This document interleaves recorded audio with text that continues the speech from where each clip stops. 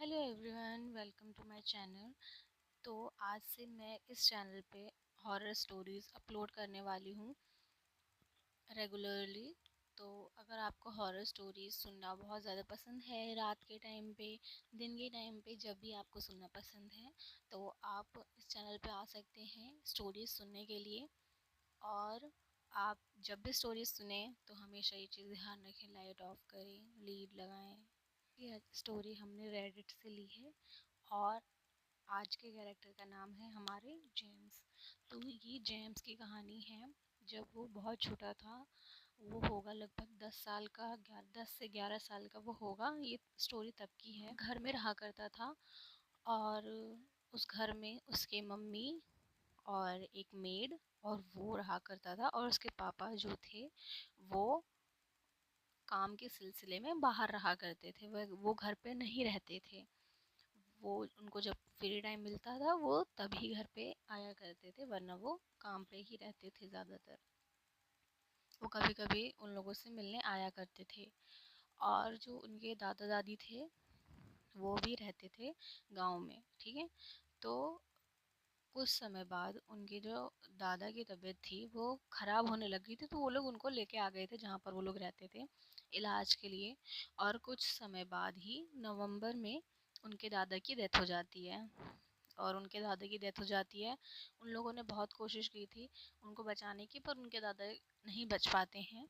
और उनके दादा की मरने से पहले एक आखिरी इच्छा थी कि वो इन लोगों के साथ, अपने पोता के साथ और अपनी बहू और बेटे के साथ रहना चाहते थे। एक घर में साथ में उनके रहना चाहते थे, लेकिन ये इच्छा जो थी उनकी पूरी नहीं हो पाई। जेम्स बताता है कि जब भी वो मिलने जाता था अपने दादा से, उसके दादा हमेशा ये चीज़ कहते थे कि मुझे आप लोगों के साथ रहना है, मुझे तुम लोगों के साथ में रहना है। उनकी हमेशा एक ही इच्छा रहती थी। उन लोगों ने काफ़ी उनको बचाने की कोशिश करी, बट वो पॉसिबल नहीं हो पाया। फिर उसके बाद ये कहानी 2 महीने बाद से शुरू होती है, जनवरी से। ये जनवरी की बात है जिस दिन से ये सारी घटनाएं होना शुरू हुई थी। तो जनवरी की बात है, एक दिन ये जेम्स और उसकी मम्मी और उसकी मेड, वो लोग तीनों एक साथ घर में रहते थे। और जो उसकी मम्मी थी और जेम्स था वो साथ में रहते थे और उसकी मेड दूसरे कमरे में सोती थी। तो और उसके मामा मामी भी उसके तो उसके मामा मामी भी उसके घर के 5 मिनट की दूरी पे ही रहते थे। वो लोग भी ज़्यादा दूर नहीं रहते थे। तो वो उस दिन आए थे, घर पे थे वो लोग। और वो उनके मामा मामी और उनके कुछ कज़न्स थे जेम्स के, और वो लोग साथ में पार्टी कर रहे थे, मज़े कर रहे थे, इंजॉय कर रहे थे। वो लोग रात रात में 2-3 बजे तक सोते थे। उससे पहले तक वो लोग चिल करते थे, मूवीज़ देखते थे, वगैरह वगैरह। तो फिर उसके बाद ये लोग सारे सो जाते हैं। तो ये उस दिन से शुरू होते हैं। अचानक से किचन में कुछ गिरने की आवाज़ आती है, जैसे कुछ बर्तन गिरा हो या कुछ गिरा हो। तो अचानक से जैसे कोई बर्तन गिरा हो या कुछ गिरा हो, उस चीज़ की आवाज़ आती है किचन से। तो वो लोग देखने जाते हैं, बट उनको कुछ भी नहीं दिखता है। फिर उसके बाद से ये चीज़ें होना रोज़ाना की बातें हो जाती हैं। ये किचन के बाहर एक खिड़की होती है, उनके उनके किचन के बाहर एक खिड़की होती है जिसमें लोहे की रॉड्स लगी रहती हैं। और फिर उसके बाद डोर होता है, जो दो डोर होते हैं, वैसा वाला डोर होता है जो दोनों हाथ से पकड़ के खोला जाता है। तो वो वाला डोर होते हैं। और फिर उनको वो खोलने की कोशिश करते हैं, देखते हैं कि बाहर कोई था क्या, कुछ था। तो उनको कुछ भी नहीं दिखता है। फिर उसके बाद ये 1 महीने तक चलता रहता है। रोज़ रात में 2-3 बजे के आसपास कुछ ना कुछ सामान गिरने की आवाज़ आती है, और जब वो लोग जाके देखते थे तो वहाँ पे कुछ भी नहीं होता था। कभी भी उनको कुछ भी नहीं मिलता था। फिर उसके बाद ये कहानी के 1 महीने बाद ये होना शुरू होता है कि उनके जो किचन में जो खिड़की थी और जो वहाँ पे रॉड्स लगी हुई थी वो हिलना शुरू हो जाती हैं। वो तेज तेज तेज तेज हिलना शुरू हो जाती हैं। ऐसे जैसे उन पे वाइब्रेटर लगा हो, कि वो वाइब्रेट कर रही हैं। ऐसे ही वो अजीब तरीके से हिलना शुरू हो जाती हैं। और हर रात यही होता है, खिड़की से आवाज़ आती है, कुछ गिरने की आवाज़ आती है। और एक दिन उसकी जो नौकरानी थी वो भी भागते भागते आती है रात में बोलने के लिए कि मेरे कमरे में ऐसे ऐसे हो रहा है, खिड़की की आवाज़ आ रही है लोहे की। तो ये लोग सारे देखते हैं और ये सारे लोग बहुत ज़्यादा ही डरने लग जाते हैं। फिर उसके बाद ये सब चलता रहता है, बहुत दिनों तक चलता है। फिर उसके बाद पूजा पाठ करवाया जाता है। तो ये सब चलता रहता है। और फिर उसके बाद कुछ समय बाद ही ये लोग, उनके जो घर के पंडित थे उनके पास जाते हैं, उनसे पूछने जाते हैं कि ये सब क्यों हो रहा है। और वो उन पंडित पे वो लोग बहुत भरोसा करते थे। वो पंडित जो थे वो फ्यूचर की चीज़ें प्रिडिक्ट करके बता दिया करते थे, उनके फैमिली पंडित थे वो।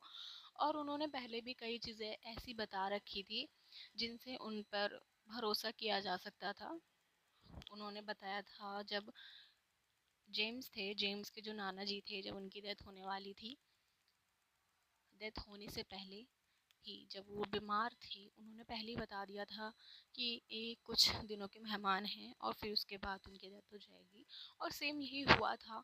और ऐसे ही उन्होंने कई लोगों की जो डेथ थी वो प्रेडिक्ट की थी। तो वो लोग उन पर बहुत भरोसा करते थे। और जब उनसे पंडित से पूछा गया तो उन्होंने बताया कि जो आपके दादाजी हैं, जिनकी अभी कुछ महीने पहले डेथ हुई है, और उनकी डेथ किस चीज़ से हुई थी, उनकी डेथ हुई थी कैंसर से। और ये चीज़ भी उनको नहीं पता थी, पंडित जी को नहीं पता थी, बट उन्होंने फिर भी बता दिया सबको कि उनकी डेथ कैंसर से हुई है। फिर और उस सब के बाद उन्होंने कुछ कुछ इलाज बताए। और उन सब इलाजों को जब उनकी मम्मी ने किया तो वो चीज़ें धीरे धीरे कुछ हद तक ठीक होती थी, फिर शुरू हो जाती थी, फिर ठीक होती थी, फिर शुरू हो जाती थी। फिर कुछ महीने बाद से यही सब चलता रहा। फिर उसके बाद कुछ महीनों बाद उन लोगों ने वहाँ से शिफ्ट कर लिया, क्योंकि उनके पापा के दूसरी जगह ट्रांसफ़र हो गया था, तो उन लोगों ने वहाँ से शिफ्ट कर लिया। फिर उसके बाद उन लोगों को नहीं पता कि क्या चल रहा था, क्या नहीं चल रहा था।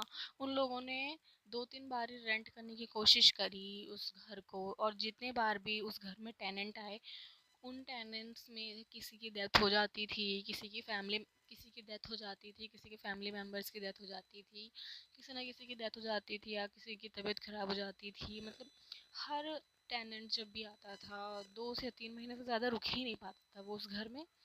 फिर कुछ टाइम तक ये सब बातें चलती रही। फिर उसके बाद कुछ महीनों बाद उन लोगों ने वो घर जो उनके मामा थे उनको बेच दिया। और आज वो लोग बहुत अलग रहते हैं, उस घर से दूर रहते हैं।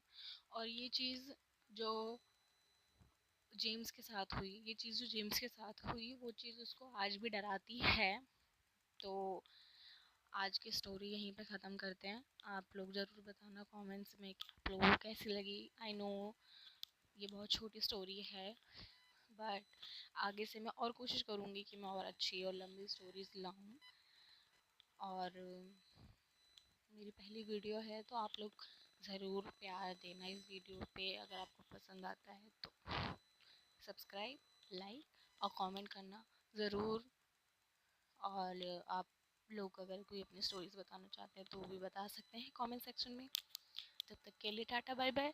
और अगली